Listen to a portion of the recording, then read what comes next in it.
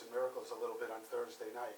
But I had what I would consider a mystical experience on Thursday that I want to share with you, and then try to share what I think I've learned from it. And in fact, when I was starting to put the message together yesterday, I said to Becky, you know, for the first time since I've been a minister, I'm kind of afraid to prepare this. And she said, why? And I said, I don't think I really have words that could describe what I experienced on Thursday and what I've learned from it. So I just really hope that I could do a little of it. But so I just need to give you some background. So last week, you know, I was really sick. And so I didn't pray as often as I usually pray because I was just too sick. You know, when your head's all a mess and you know. So I had a doctor's appointment in Dyer on Thursday. And this is really dumb. I was feeling a little bit guilty that I hadn't done as much praying as I usually do. So I made the decision to not turn on the radio and just all the way to Dyer and all the way back to just go in and kind of like make up to God, which is, you know, kind of dumb, I know. But so that's what I did. And on my way home, I was driving on Fisk. And I was stopped. I was going to make a right turn on Vieira. And I came to a part of my prayer work where there's one part that I do. It's most of what I do praying is like a prayer of thanks, thanking God. And so I was at a part where I always give thanks for having the divine honor of walking the spiritual path with my 3 children and grandchildren. And I name each one, and I send them a blessing and love. So I was stopped, and that's what I was doing. And when I got done with that piece of it, I stopped, and I started to think about my youngest son, Scott, because we, in effect, don't have a relationship. Becky and I did something to him 17 years ago that actually we're not sorry because we didn't think there was anything wrong, but he has been angry for 17 years, okay, literally. And we've gone at one point 5 years without talking, and then we make up, and now we're back in a space of, it's been months since we talked. And so after I sent him this love and blessing, I started to think to myself, what's going on here? What we've done all of this human work. We keep doing this healing on a human level. We keep doing it, and then he gets angry again. And so I was sitting in my car, stopped at this traffic light, and I was thinking, what causes this? Why does this happen all the time? And as soon as I thought it, and this is the part that's so hard to explain, I didn't hear a voice. I had this sudden knowing came into my being, I guess, and it said, it doesn't matter why, it's time to heal. And I just sat there, because the light was red. And when the light turned green, I started to turn, and I thought to myself, I don't know how to do it. I don't know how. And it came back again, and it said, let it be. Just let it be. It will happen. And my whole car, not just me, the whole car was filled with such a peaceful energy.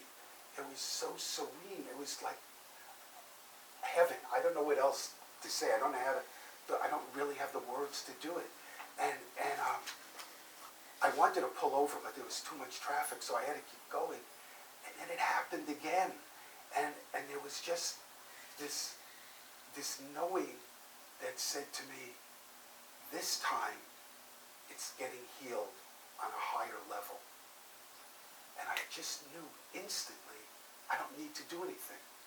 And it's been with me since Thursday. I kept saying to Becky, wow, I am in such a different place.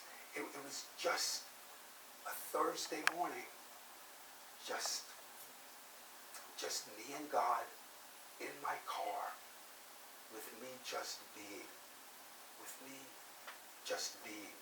So that's what I want to talk about today.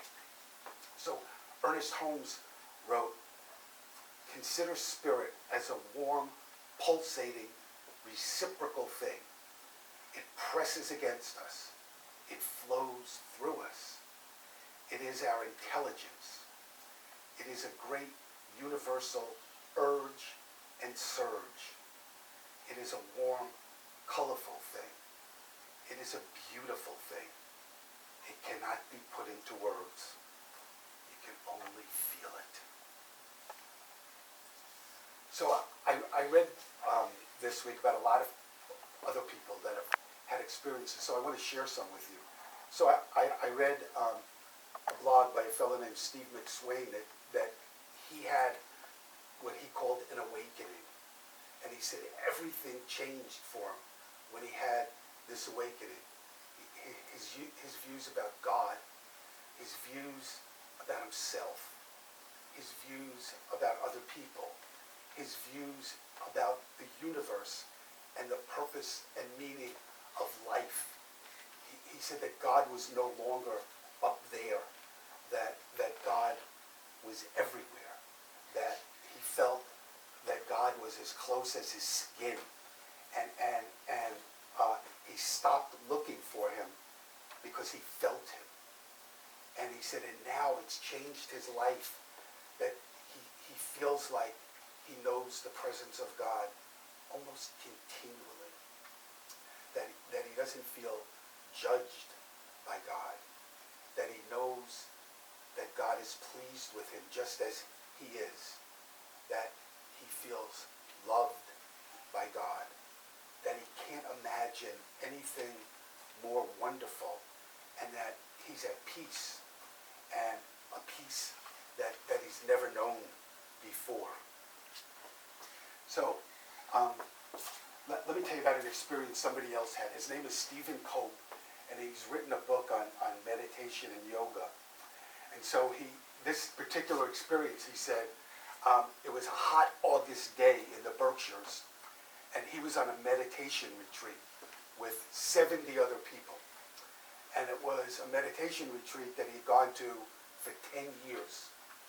And he said that he got really good at it. After 10 years, he's a good meditator.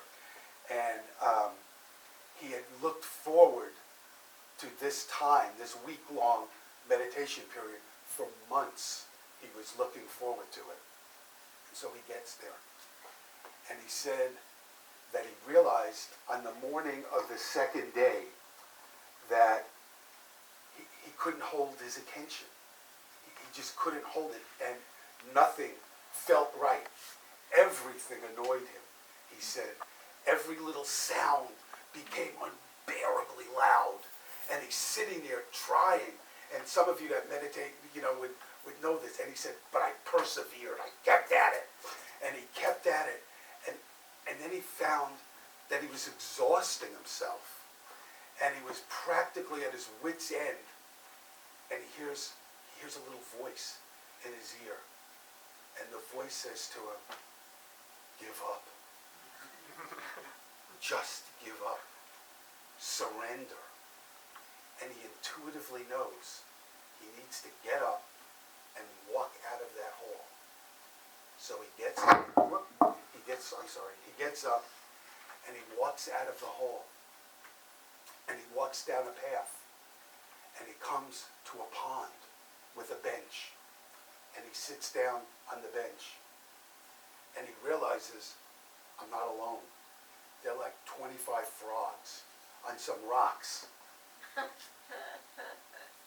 just there. And he said, I look at the frogs. They know how to meditate. They're just breathing. The only movement is every once in a while a tongue darts out and gets a fly. And that's it. He said, I sat with them for hours, and they taught him non-doing. Non-doing. He said, I had so many insights and epiphanies being with them. He said, just what I had been trying to do in that hall, I learned how to do from the frogs. To just be. To just be. So I want to just tell you one more story, and then I'll put the two of them together. So I read this week about a man who went to visit a friend who was dying. And he said to his friend is lying in bed, he said, so what are you thinking about? And the guy said, nothing. And he said to him, well, that's good, because I think sometimes thinking is overrated. And then he wrote about his friend. He said, he's got this wonderful mind, but in the end, it came down to not thinking. He was just feeling God. And for me, I think that's what I took out of that experience on Thursday, that we don't need to do anything. We just need to relax into the presence of Spirit. That's all we really need to do. So I want to read something. Norm Bouchard is a religious science minister in Colorado. And I want to read something he wrote because I think it's really, really cute. He said he wrote an online ad seeking my own relationship with God. And so here's how it goes. Professional male, age 50, 5'11", with a big heart and a longing for the divine. I can express well, speak well, cook well, and love others. Sometimes I can be weak, irritable, and even say the wrong things. But at the core, I'm wonderfully made. I am seeking God, age and size doesn't matter, who is loving, non-judgmental, open, wants my best, gives me everything that I need to be successful, and is all about love. So he said he posted that in his prayer work. And here's the response he got. I am the one you are seeking. I am all-knowing, all-loving, and very old. In fact, I've always been here. Some call me God, Source, Allah, or the Divine. I am exactly your perfect mate. I want nothing but the best for you. I have given you incredible power to love, and you can use that power. I am seeking you to come spend time with me in quiet so that you can know how wonderfully I have made you. I will support you and love you no matter what. I have been placed in your heart, and I ask only that you grow and fully express who you are. That would please me. So come spend some time with me. I am anywhere you want me to be. And Norm wrote, I answered God's profile, and God and I are dating. So I read another blog this week by a guy named Phil Bolster who said that some people don't like the concept of surrendering because they feel like they'd be giving up their free will and their ability to reason and to act. And he said, surrendering really means attuning to the divine will. What we're really surrendering is our self-centeredness and our belief that we're alone in a world that's uncaring and unforgiving. And he said, he described surrendering as a homecoming. I really like that. Surrendering to God is coming home. And he said it puts us on the track for living the best life that we can possibly live. It comes down to this, he said, if you want more peace, if you want more purpose, if you want more joy in your life, then the most logical and practical thing that you can do is surrender. That's the choice. And I want to read a quote. He said, when you surrender unconditionally to the source of all that is, you will know the beauty, power, and freedom of living life as an unceasing love poem to God. So, I have never called Wayne Dyer. Actually, I tried once. I've never called him. But I read this week what his cell phone voice message is. Want to hear what it is? This is Wayne Dyer's cell phone voice message. It says, "Hi, this is Wayne Dyer, and I want to feel good. If your message is designed to do anything other than that, you've reached the wrong number." And the reason I read that to you is Wayne Dyer's definition of feeling good is feeling with God. So, Sri Chinmoy talks about this surrender and feeling God too, and he said that God is everywhere, but we need to feel him in our hearts, that only then will we be able to see and speak to God. And he wrote, "The voice of God will speak to us only when our heart becomes a sacred reservoir." Paolo Ferricci is a psychologist in Italy, and he wrote a book called Beauty in the Soul. And in the book, I was reading a chapter this week, he said that often we get distracted and we forget what really counts. He said we chase pipe dreams, we let ourselves be scared by ghosts, and we get lost in the labyrinth of the irrelevant. I really like that. We get lost in the labyrinth of the irrelevant. And he said we lose our soul and we feel impoverished and estranged. And he said, in the story about the Grail, the king gets sick. And all nature around him starts to die. And all kinds of people come to help him. And it doesn't work because know-how isn't what it's about. And then this young man named Parsifal, from an impoverished life, somehow gets before the king. And he says to the king, "Where's the Grail?" And the king is healed. And Ferrucci says, sometimes it only takes asking the right question. Like, where is my soul? And he said, maybe that's the only question worth asking. What is so essential? What is so vital? What is so precious that if I lose it, I become a living corpse? And he said, each one of us gets to answer that question in our own way. And that's our life search. That's our life search. So back to Ernest Holmes. He wrote, "We build the walls that enclose us. We lock the door, shutting ourselves from the light. God has built no doors. God has locked no doors and cast none in prison. All prisons are self-created." So I want to do a little experiment. I read something this week by a rabbi named Ephraim Zvirsky.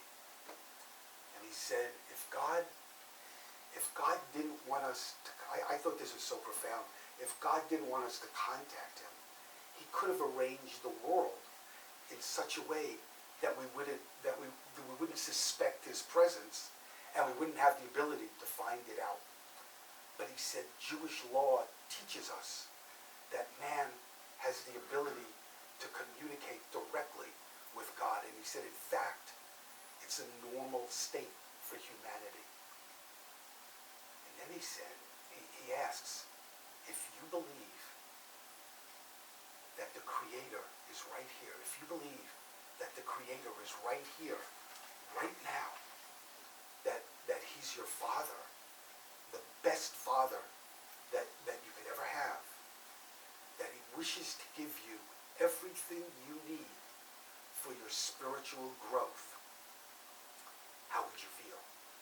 And he says some answers might be safe, protected, harmonious, loved, fantastic, happy, able to do anything.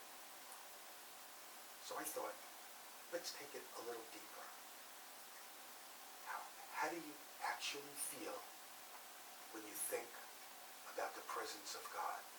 So what if we all, just for a moment, if you're comfortable doing it, close your eyes and think about that right now, right here, our Creator is expressing in and through every one of us.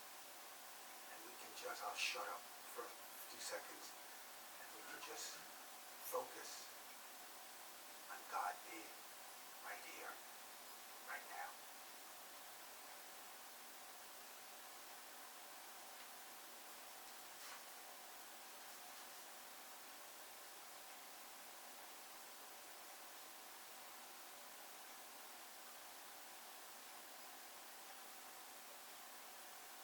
Feel that peace. Feel that serenity. Some people may feel warm. Some people may see colors. Some might be uplifted. There are no wrong feelings. It's just you and your God. Just you and your God. So I'm going to close with something from another rabbi, Rabbi Mark Gaffney, who said, when you live your unique life, God is having a you experience. God is having a you experience. And he said, so reveal yourself. Manifest your mystery through your unique self. And I want to close with a quote from him. He said, you are here to be the poem that only you can be. You are here to sing the song that only you can sing. You are here to be the unique presence of being and becoming in the world that no one else but you can be. To live aligned with the highest intention of God, allowing God to live you.